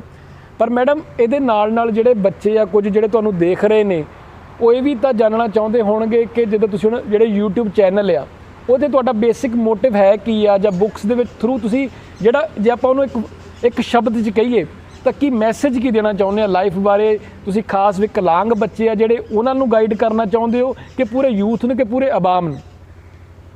ਸਰ ਜਿਹੜਾ YouTube ਚੈਨਲ ਹੈ ਫਿਲਹਾਲ ਤਾਂ ਮੈਂ ਆਪਣੇ ਸਕੂਲ ਦੇ ਜਿਹੜੇ ਮੇਰੇ +1 +2 ਦੇ ਸਟੂਡੈਂਟਸ ਹੈ ਉਹਨਾਂ ਦੇ ਲਈ ਮੈਂ ਕੀਤਾ ਹੈ ਕਿਉਂਕਿ ਲੋਕਡਾਊਨ ਪੀਰੀਅਡ ਦੌਰਾਨ ਸਾਨੂੰ ਪ੍ਰੋਬਲਮਸ ਆ ਰਹੀ ਹੈ, ਜਿਵੇਂ ਕਿ ਤੁਸੀਂ ਜਾਣਦੇ ਹੋ ਸਕੂਲ ਬੰਦ ਹੈ ਤੇ ਮੈਂ ਜੋ ਮੇਰਾ ਲੈਕਚਰ ਡਿਲੀਵਰੀ ਦਾ ਇੱਕ ਸੋਰਸ ਹੈ YouTube ਜੋ ਮੇਰਾ ਚੈਨਲ ਹੈ ਜੀ, ਲੇਕਿਨ ਇਸ ਦੇ ਵਿੱਚ ਮੈਂ ਕੁਝ ਵੀਡੀਓਜ਼ ਬਣਾ ਰਹੀ ਹਾਂ ਜੋ ਮੈਂ ਡਿਸੇਬਲਡ ਚਿਲਡਰਨ ਵਾਸਤੇ ਵੀ ਬਣਾ ਰਹੀ ਹਾਂ ਤੇ ਮੇਰਾ ਮੋਟਿਵ ਇਹੀ ਹੈ ਕਿ ਸਿਰਫ ਵਿਕਲਾਂਗ ਬੱਚੇ ਨਹੀਂ, ਕਿਉਂਕਿ ਮੇਰੇ ਕੰਟੈਕਟ ਦੇ ਵਿੱਚ ਵਿਕਲਾਂਗ ਬੱਚੇ ਤਾਂ ਬਹੁਤ ਰੇਅਰ ਆਉਂਦੇ ਆ, ਮੇਰਾ ਜੋ ਸਾਹਮਣਾ ਹੁੰਦਾ ਹੈ ਹਮੇਸ਼ਾ ਨਾਰਮਲ ਬੱਚਿਆਂ ਦੇ ਨਾਲ, ਕਿਉਂਕਿ ਇੱਥੇ ਸਾਰੇ ਹੈਲਦੀ ਬੱਚੇ ਆ।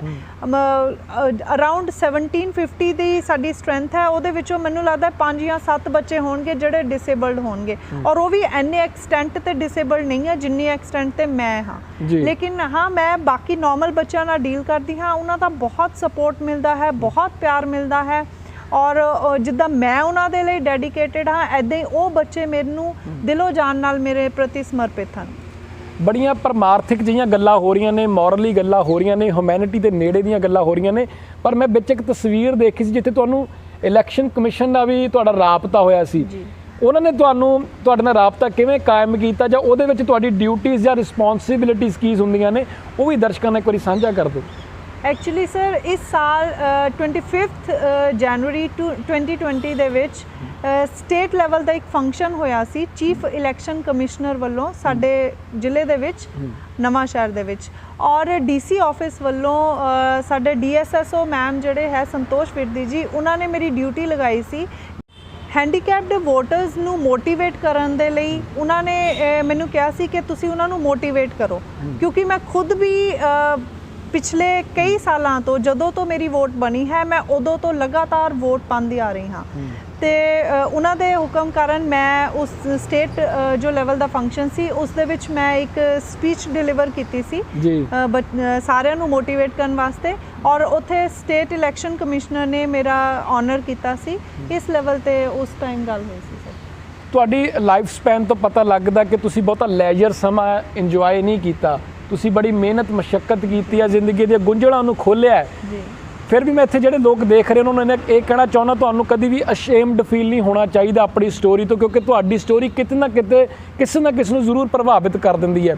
ਪਰ ਮੈਡਮ ਇੱਕ ਬੜਾ ਪਰਸਨਲ ਜਿਹਾ ਸਵਾਲ, ਜ਼ਿੰਦਗੀ ਵਿੱਚ ਅਗਰ ਪਿਛਲੇ ਵੱਲ ਝਾਤ ਮਾਰੋ, ਪਿਛਲਾ ਜਿਹੜਾ ਸਮਾਂ ਨਿਕਲ ਗਿਆ ਜਾਂ ਹੁਣ ਚੱਲ ਰਿਹਾ ਹੈ, ਤੁਹਾਡੀ ਜਿਹੜੀ ਸਟੋਰੀ ਆ ਉਹ ਬਿਨਾਂ ਸ਼ੱਕ ਹਰੇਕ ਨੂੰ ਪ੍ਰਭਾਵਿਤ ਕਰੇਗੀ, ਇਨਫਲੂਐਂਸ ਕਰੇਗੀ, ਕੁਝ ਨਾ ਕੁਝ ਸਮਝਾਏਗੀ, ਕੁਝ ਨਾ ਕੁਝ ਖੋਪੜ ਵਿੱਚ ਪਾਏਗੀ। ਪਰ ਫਿਰ ਵੀ ਅਗਰ ਕੋਈ ਇੱਕ ਚੀਜ਼ ਤੁਸੀਂ ਚੇਂਜ ਕਰਨਾ ਚਾਹੁੰਦੇ ਹੋ ਆਪਣੀ ਜ਼ਿੰਦਗੀ ਵਿੱਚ, ਤਾਂ ਕੀ ਚੇਂਜ ਕਰਨਾ ਚਾਹੋਗੇ? ਓਬਵੀਅਸਲੀ ਜੇ ਮੈਂ ਚੇਂਜ ਕਰ ਸਕਾਂ ਤਾਂ ਮੈਂ ਦੁਬਾਰਾ ਤੋਂ ਹੈਲਦੀ ਹੋ ਜਾ। ਹੁਣ ਵੀ ਮੇਰੀ ਇਹੀ ਕੋਸ਼ਿਸ਼ ਹੈ ਕਿ ਜੇ ਮੈਂ ਚੱਲ ਸਕਾਂ ਤਾਂ ਮੈਂ ਬਹੁਤ ਹੀ ਖੁਸ਼ਕਿਸਮਤ ਹੋਵਾਂਗੀ, ਤਾਂ ਆਪਣੇ ਹੁਨਰ ਨੂੰ ਹੋਰ ਵੰਡ ਸਕੂੰਗੇ। ਜੀ ਬਿਲਕੁਲ ਬਿਲਕੁਲ ਬਿਲਕੁਲ ਬਿਲਕੁਲ। ਤੇ ਜੇ ਆਪਾਂ ਕੋਈ ਪਰਮਾਤਮਾ ਦਾ ਸ਼ੁਕਰਾਨਾ ਕਰਦੇ ਹੋ ਤਾਂ ਉਹ ਕੀ ਚੀਜ਼ ਹੈ? ਪਰਮਾਤਮਾ ਦਾ ਸ਼ੁਕਰਾਨਾ ਮੈਂ ਇਸ ਕਰਕੇ ਕਰਦੀ ਹਾਂ ਕਿ ਸਭ ਤੋਂ ਪਹਿਲਾਂ ਬਹੁਤ ਹੀ ਸਪੋਰਟਿਵ ਫੈਮਿਲੀ ਮਿਲੀ ਮੈਨੂੰ ਜੀ, ਮੇਰੇ ਬਹੁਤ ਅੱਛੇ ਟੀਚਰਸ ਮਿਲੇ ਮੈਨੂੰ, ਮੇਰੇ ਸਟੂਡੈਂਟਸ ਬਹੁਤ ਅੱਛੇ ਹੈ, ਔਰ ਕੁਝ ਕੁਲੀਗਸ ਮੈਨੂੰ ਬਹੁਤ ਮੋਟੀਵੇਟਿੰਗ ਮਿਲੇ। ਦੂਸਰੀ ਗੱਲ, ਉਹਨਾਂ ਨੇ ਮੇਰੇ ਅੰਦਰ ਇੱਕ ਬਹੁਤ ਜ਼ਿਆਦਾ ਵਿਲ ਪਾਵਰ ਔਰ ਡਿਟਰਮੀਨੇਸ਼ਨ ਪਾਵਰ, ਇਹ ਦੋ ਚੀਜ਼ਾਂ ਮੈਨੂੰ ਲੱਗਦੀਆਂ ਹੈ ਕਿ ਮੇਰੇ ਅੰਦਰ ਬਹੁਤ ਕੁੱਟ-ਕੁੱਟ ਕੇ ਭਰੀਆਂ ਹੋਈਆਂ, ਕਿਉਂਕਿ ਮੈਂ ਜਦੋਂ ਕੋਈ ਕੰਮ ਸਟਾਰਟ ਕਰਦੀ ਹਾਂ ਫਿਰ ਮੈਂ ਉਨੀ ਦੇਰ ਤੱਕ ਸਾਹ ਨਹੀਂ ਲੈਂਦੀ ਜਿੰਨੀ ਦੇਰ ਤੱਕ ਉਹ ਪੂਰਾ ਖਤਮ ਨਹੀਂ ਹੋ ਜਾਂਦਾ। ਮਤਲਬ ਮੈਂ ਬਹੁਤ ਹੀ ਡਿਟਰਮਿੰਡ ਲੜਕੀ ਹਾਂ ਔਰ ਮੇਰੇ 'ਚ ਵਿਲ ਪਾਵਰ ਬਹੁਤ ਸਟਰੋਂਗ ਹੈ। ਸ਼ਾਇਦ ਇਸੇ ਵਿਲ ਪਾਵਰ ਦਾ ਨਤੀਜਾ ਹੈ ਕਿ ਮੈਂ ਹੁਣ ਤੁਹਾਡੇ ਸਾਹਮਣੇ ਇਸ ਰੂਪ ਦੇ ਵਿੱਚ ਹਾਂ। ਮੈਂ ਯੂਥ ਨੂੰ ਇਹੀ ਕਹਿਣਾ ਚਾਹੁੰਦਾ ਕਿ ਸਾਨੂੰ ਅਕਸਰ ਕਿਸੇ ਦਾ ਛਬੀਲਾਪਨ ਦੇਖ ਕੇ ਉਹਦੇ ਵੱਲ ਅਟਰੈਕਟ ਨਹੀਂ ਹੋਣਾ ਚਾਹੀਦਾ, ਲਿਓਰ ਨਹੀਂ ਕਰਨਾ ਚਾਹੀਦਾ, ਬਲਕਿ ਕਿਸੇ ਦੀ ਫਰਾਕ ਦਿਲੀ ਵੀ ਦੇਖਣੀ ਚਾਹੀਦੀ ਹੈ। ਮੈਡਮ ਆਖਰੀ ਵਿੱਚ ਤੁਸੀਂ ਕੋਈ ਮੈਸੇਜ ਦੇਣਾ ਚਾਹੁੰਦੇ ਹੋ ਸਾਡੇ ਯੂਥ ਨੂੰ, ਕਿਉਂਕਿ ਤੁਸੀਂ ਸਾਡੇ ਵੀ ਸੀਨੀਅਰ ਹੋ, ਤੁਹਾਡੇ ਕੋਲ ਬਹਿ ਕੇ ਕੁਝ ਸਾਨੂੰ ਵੀ ਸਿੱਖਣ ਲਈ ਮਿਲਿਆ, ਸਾਡੀ ਵੀ ਊਰਜਾ ਵਧੀ ਹੈ, ਸਾਡੇ ਲਈ ਵੀ ਇੱਕ ਤਰ੍ਹਾਂ ਦਾ ਐਨਲਾਈਟਨਮੈਂਟ ਹੈ ਕਿ ਤੁਸੀਂ ਕਿੰਨੀਆਂ ਤਕਲੀਫਾਂ ਵਿੱਚ ਆਪਣੇ ਪਰਿਵਾਰ ਦੇ ਸਹਿਯੋਗ ਨਾਲ ਇੱਕ ਜੌਬ ਕਰ ਰਹੇ ਹੋ, ਕਿਉਂਕਿ ਬਹੁਤ ਸਾਰੇ ਜਿਹੜੇ ਨੌਜਵਾਨ ਆ ਉਹਨਾਂ ਨੂੰ ਇੱਕ ਵਜ੍ਹਾ ਚਾਹੀਦੀ ਹੈ ਕਿ ਉਹ ਨਸ਼ਿਆਂ 'ਚ ਪੈ ਜਾਣ ਜਾਂ ਲੜਾਈ ਝਗੜਿਆਂ 'ਚ ਪੈ ਜਾਣ ਜਾਂ ਆਪਣੀ ਜ਼ਿੰਦਗੀ ਨੂੰ ਗਵਾ ਲੈਣ, ਪਰ ਤੁਸੀਂ ਇੰਨੀ ਬੜੀ ਤਰਾਸ਼ਦੀ ਸਹਿ ਕੇ ਉਸ ਤੋਂ ਬਾਅਦ ਇੱਕ ਪ੍ਰੇਰਨਾ ਸਰੋਤ ਹੋ। ਮੈਂ ਚਾਹੁੰਦਾ ਜ਼ਰੂਰ ਕੁਝ ਮੈਸੇਜ ਹੋਣਾ ਚਾਹੀਦਾ ਯੂਥ ਲਈ ਤਾਂ ਕਿ ਉਹਨਾਂ ਨੂੰ ਵੀ ਕੋਈ ਸੋਝੀ ਮਿਲੇ। ਮੈਂ ਸਾਰਿਆਂ ਨੂੰ ਬਸ ਇਹੀ ਮੈਸੇਜ ਦੇਣਾ ਚਾਹਾਂਗੀ, ਸਭ ਤੋਂ ਪਹਿਲਾਂ ਕਿ ਜ਼ਿੰਦਗੀ ਵਿੱਚ ਕੁਝ ਵੀ ਹੋ ਜਾਏ, ਕੋਈ ਵੀ ਕ੍ਰਾਈਸਿਸ ਆ ਜਾਏ, ਕੋਈ ਵੀ ਤੁਹਾਡੇ ਨਾਲ ਹੈਪਨ ਹੋ ਜਾਏ, ਕਦੀ ਵੀ ਡਿਸਹਾਰਟਨ ਨਹੀਂ ਹੋਣਾ ਚਾਹੀਦਾ। ਜੀ। ਸਭ ਤੋਂ ਪਹਿਲੀ ਗੱਲ ਇਹੀ ਹੈ, ਕਿਉਂਕਿ ਜਦੋਂ ਬੰਦਾ ਨਿਰਾਸ਼ ਹੋ ਜਾਂਦਾ ਹੈ, ਹਤਾਸ਼ ਹੋ ਜਾਂਦਾ ਹੈ ਆਪਣੀ ਜ਼ਿੰਦਗੀ ਤੋਂ, ਫਿਰ ਤੁਸੀਂ ਦੇਖ ਰਹੇ ਹੋ ਕਿ ਕਿਸ ਤਰ੍ਹਾਂ ਸੁਸਾਈਡਲ ਅਟੈਂਪਟਸ ਹੋ ਰਹੇ ਹਨ। ਲੋਕ ਇੰਨੇ ਜਵਾਨ ਬੱਚੇ, ਛੋਟੇ ਬੱਚੇ, ਨੰਬਰ ਘੱਟ ਆ ਗਏ ਤਾਂ ਬੱਚੇ ਆਪਣੀ ਜਾਨ ਲੈ ਰਹੇ ਹਨ, ਈਵਨ ਜਿਹੜੇ ਯੂਥ ਹੈ ਉਹ ਆਪਣੀ ਜਾਨ ਲੈ ਰਹੇ ਹਨ। ਤਾਂ ਮੈਨੂੰ ਲੱਗਦਾ ਹੈ ਕਿ ਕੋਈ ਵੀ ਪ੍ਰੋਬਲਮ ਆ ਜਾਏ, ਆਪਣੇ ਜੋ ਵਿਲ ਪਾਵਰ ਹੈ ਉਸ ਨੂੰ ਸਟਰੋਂਗ ਕਰਨਾ ਚਾਹੀਦਾ ਹੈ, ਪਲੱਸ ਹਮੇਸ਼ਾ ਇਹ ਸੋਚਣਾ ਚਾਹੀਦਾ ਹੈ ਕਿ ਪ੍ਰੈਜ਼ੈਂਟ ਸਿਚੁਏਸ਼ਨ ਦੇ ਵਿੱਚ ਮੈਂ ਕੀ ਕੰਮ ਕਰ ਸਕਦਾ ਹਾਂ ਜਿਸ ਨਾਲ ਮੇਰੀ ਲਾਈਫ ਵੀ ਬੈਟਰ ਹੋਏ, ਪਲੱਸ ਮੇਰੀ ਫੈਮਿਲੀ ਦੀ ਲਾਈਫ ਵੀ ਬੈਟਰ ਹੋਏ। ਔਰ ਉਸ ਦੇ ਵਿੱਚ ਦੂਸਰੀ ਗੱਲ, ਡਿਸੇਬਲਡ ਪਰਸਨਸ ਵਾਸਤੇ ਜਾਂ ਬੱਚਿਆਂ ਵਾਸਤੇ ਮੈਂ ਇਹ ਕਹਿਣਾ ਚਾਹਾਂਗੀ ਕਿ ਕੋਈ ਪ੍ਰੋਬਲਮ ਨਹੀਂ ਕਿ ਜੇ ਤੁਹਾਡੀ ਸਰੀਰ ਦਾ ਕੋਈ ਅੰਗ ਬੇਕਾਰ ਹੋ ਗਿਆ, ਤੁਸੀਂ ਨਹੀਂ ਚੱਲ ਸਕਦੇ ਜਾਂ ਤੁਹਾਨੂੰ ਹੋਰ ਕੋਈ ਪ੍ਰੋਬਲਮ ਆ ਗਈ, ਫਿਰ ਵੀ ਕੋਈ ਗੱਲ ਨਹੀਂ, ਕਿਉਂਕਿ ਪਰਮਾਤਮਾ ਜਿਸ ਤਰ੍ਹਾਂ ਕਿ ਕਿਹਾ ਜਾਂਦਾ ਹੈ ਕਿ ਜੇ ਇੱਕ ਦਰਵਾਜ਼ਾ ਬੰਦ ਕਰ ਦਿੰਦਾ ਹੈ ਤਾਂ 10 ਦਰਵਾਜ਼ੇ ਖੋਲ੍ਹ ਦਿੰਦਾ ਹੈ। ਤਾਂ ਤੁਹਾਡੀ ਜਿਹੜੀ ਸਿਕਸ ਸੈਂਸ ਹੈ ਜਾਂ ਤੁਹਾਡੇ ਵਿੱਚ ਹੋਰ ਅਬਿਲਿਟੀਜ਼ ਹੈ, ਤੁਹਾਨੂੰ ਉਹਨਾਂ ਨੂੰ ਸ਼ਾਰਪਨ ਕਰਨਾ ਚਾਹੀਦਾ ਹੈ, ਆਪਣੇ ਟੈਲੈਂਟ ਨੂੰ ਪਹਿਚਾਨਣਾ ਚਾਹੀਦਾ ਹੈ ਔਰ ਆਪਣੇ ਆਪ ਨੂੰ ਮੋਟੀਵੇਟਡ ਰੱਖਣਾ ਚਾਹੀਦਾ ਹਮੇਸ਼ਾ। ਹੁਣ ਤੁਸੀਂ ਹੈਰਾਨ ਹੋਵੋਗੇ ਕਿ ਲੋਕਡਾਊਨ ਪੀਰੀਅਡ ਦੇ ਵਿੱਚ ਇੱਕ ਦਿਨ ਵੀ, 6 ਮਹੀਨੇ ਹੋ ਗਏ ਮੈਂ ਘਰ ਬੈਠਿਆ, ਇੱਕ ਦਿਨ ਵੀ ਮੈਂ ਉਦਾਸ ਨਹੀਂ ਹੋਈ ਔਰ ਮੈਂ ਲਗਾਤਾਰ ਬਿਜ਼ੀ ਹਾਂ। ਔਰ ਮੈਨੂੰ ਲੱਗਦਾ ਹੈ ਕਿ ਜਿੰਨੀ ਦੇਰ ਤੱਕ ਅਸੀਂ ਆਪਣੇ ਆਪ ਨੂੰ ਫੋਕਸਡ ਰੱਖਦੇ ਹਾਂ, ਬਿਜ਼ੀ ਰੱਖਦੇ ਹਾਂ, ਉਨੀ ਦੇਰ ਤੱਕ ਨਿਰਾਸ਼ਾ ਸਾਡੇ ਕੋਲ ਕਦੀ ਵੀ ਨਹੀਂ ਆ ਸਕਦੀ ਹੈ। ਬਸ ਮੈਂ ਇਹੀ ਕਹਿਣਾ ਚਾਹਾਂਗੀ ਕਿ ਡਿਸੇਬਲਡ ਪਰਸਨਸ ਵੀ ਜਿਹੜੇ ਹੈ ਜਾਂ ਬੱਚੇ ਹੈ, ਉਹ ਐਜੂਕੇਸ਼ਨ, ਸਪੋਰਟਸ ਜਾਂ ਹੋਰ ਕੋਈ ਟੈਲੈਂਟ ਹੈ ਉਸ ਨੂੰ ਨਿਖਾਰਨ ਤੇ ਸੈਲਫ ਡਿਪੈਂਡੈਂਟ ਬਣ ਜਾਣ, ਤਾਂ ਕਿ ਉਹ ਕਿਸੇ ਦੇ ਉੱਤੇ ਬੋਝ ਨਾ ਹੋਣ ਔਰ ਸੋਸਾਇਟੀ ਉਹਨਾਂ ਸਾਰੇ ਡਿਸੇਬਲਡ ਪਰਸਨਸ ਨੂੰ ਖੁੱਲੀਆਂ ਬਾਹਾਂ ਨਾਲ ਸਵੀਕਾਰ ਕਰੇ। ਕਿਉਂਕਿ ਜੇ ਅਸੀਂ ਉਹਨਾਂ ਨੂੰ ਐਕਸੈਪਟ ਕਰਾਂਗੇ ਤਾਂ ਉਹ ਮੋਰਲੀ ਵੀ ਸਟਰੋਂਗ ਹੋਣਗੇ ਤੇ ਉਹਨਾਂ ਦਾ ਜਿਹੜਾ ਸੈਲਫ ਕੌਨਫੀਡੈਂਸ ਹੈ ਉਹ ਵੀ ਵਧੇਗਾ। ਸੋ ਮੈਂ ਵੀ ਇਸ ਚੀਜ਼ ਐਡ ਆਨ ਕਰਨਾ ਚਾਹੁੰਦਾ ਜੀ, ਕਿਉਂਕਿ ਕਹਿੰਦੇ ਜੇ ਅੱਗ ਵਿੱਚ ਗਿਰੋਗੇ ਤਾਂ ਜਲਣਾ ਪੈਂਦਾ, ਪਾਣੀ ਵਿੱਚ ਗਿਰੋਗੇ ਤਾਂ ਤਰਨਾ ਪੈਂਦਾ। ਜਿਵੇਂ ਮੈਡਮ ਨੇ ਕਿਹਾ, we have to face the reality. Problem ਕੀ ਆ, ਜਿਹੜਾ ਯੂਥ ਆ ਉਹ ਯੂਥ ਇਲੂਜਨ 'ਚ ਰਹਿ ਰਿਹਾ ਆ, ਫੈਂਟਸੀ ਵਿੱਚ ਆ। ਜਿਹੜਾ ਯੂਥ ਹੈ ਉਹਨੂੰ ਰਿਐਲਿਟੀ ਨੂੰ ਫੇਸ ਕਰਨਾ ਚਾਹੀਦਾ, ਕਿਉਂਕਿ ਫਿਊਚਰ ਇਜ਼ ਆਲਵੇਜ਼ ਅਨਸਰਟੇਨ। ਤੁਹਾਨੂੰ ਪਤਾ ਨਹੀਂ ਹੈ ਫਿਊਚਰ ਵਿੱਚ ਕੀ ਹੋ ਜਾਏਗਾ ਜਾਂ ਹੋਵੇਗਾ, ਜਾਂ ਪਾਸਟ ਵਿੱਚ ਕੀ ਹੋ ਗਿਆ, ਆਪਾਂ ਉਹਨੂੰ ਚੇਂਜ ਨਹੀਂ ਕਰ ਸਕਦੇ। We have to stay in reality. ਸਾਨੂੰ ਰਿਐਲਿਟੀ ਵਿੱਚ ਰਹਿਣਾ ਚਾਹੀਦਾ, ਆਪਣੇ ਅੰਦਰ ਜਿਹੜੀ ਡੇ ਡਰੀਮਿੰਗ ਹੈ ਉਹਨੂੰ ਖਤਮ ਕਰਨਾ ਚਾਹੀਦਾ। ਔਰ ਆਖਰ ਵਿੱਚ ਮੈਂ ਇਹੀ ਕਹਿਣਾ ਚਾਹੁੰਦਾ ਮੈਮ, ਕਿ ਮੈਂ ਸਟਾਰਟਿੰਗ 'ਚ ਵੀ ਕਿਹਾ ਸੀ ਕਿ ਸਾਨੂੰ ਤੁਹਾਡੇ 'ਤੇ ਮਾਣ ਹੈ, ਤੁਹਾਡੇ ਪਰਿਵਾਰ ਨੂੰ ਤੁਹਾਡੇ 'ਤੇ ਮਾਣ ਹੈ, ਨਵਾਂ ਸ਼ਹਿਰ ਨੂੰ ਮਾਣ ਹੈ, ਇਸ ਦੇਸ਼ ਨੂੰ ਮਾਣ ਹੈ, ਇਸ ਦੁਨੀਆ ਨੂੰ ਮਾਣ ਹੈ। ਔਰ ਆਖਰ 'ਚ ਇਹ ਕਹੂੰਗਾ ਕਿ ਸਿਰਫ ਦੁਨੀਆ ਨੂੰ ਹੀ, ਇਹ ਕਾਇਨਾਤ ਨੂੰ ਵੀ ਮਾਣ ਹੋਵੇਗਾ, ਪਰਮਾਤਮਾ ਨੂੰ ਵੀ ਮਾਣ ਹੋਵੇਗਾ ਕਿ ਮੇਰੀ ਫੁਲਵਾੜੀ ਵਿੱਚ ਇਹੋ ਜਿਹਾ ਵੀ ਫੁੱਲ ਹੈ ਜਿਹੜਾ ਆਪਣੇ ਆਲੇ ਦੁਆਲੇ ਖੁਸ਼ਬੂ ਵੰਡ ਰਿਹਾ ਹੈ। ਸੋ ਬਹੁਤ ਸਮਾਂ ਦਿੱਤਾ, ਬਹੁਤ ਚੰਗਾ ਲੱਗਿਆ ਤੁਹਾਡੇ ਨਾਲ ਬਹਿ ਕੇ।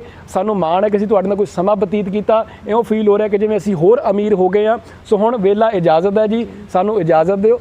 ਔਰ ਮੈਂ ਸਾਰੇ ਵਿਊਅਰਸ ਨੂੰ ਵੀ ਕਹਿਣਾ ਚਾਹੂੰਗਾ ਕਿ ਤੁਹਾਨੂੰ ਅੱਜ ਦੀ ਇਹ ਗੱਲਬਾਤ ਕਿਵੇਂ ਲੱਗੀ, ਤੁਸੀਂ ਜ਼ਰੂਰ ਕਮੈਂਟ ਸੈਕਸ਼ਨ 'ਚ ਆ ਕੇ ਪਰਿਵਾਰਕ ਟਿੱਪਣੀ ਕਰ ਸਕਦੇ ਹੋ। ਇਸ ਐਪੀਸੋਡ, ਇਸ ਪੇਸ਼ਕਸ਼ ਵਿੱਚ ਇੰਨਾ ਹੀ। ਆਪਣੇ ਛੋਟੇ ਵੀਰ ਦਿਨੇਸ਼ ਸੂਰੀ, ਕੈਮਰਾ ਪਰਸਨ ਵਿਜੇ ਕੁਮਾਰ ਤੇ ਡੀਪ ਡੀ ਅਰਜਨ ਦੀ ਇਜਾਜ਼ਤ। ਰੱਬ ਰੱਖਾ।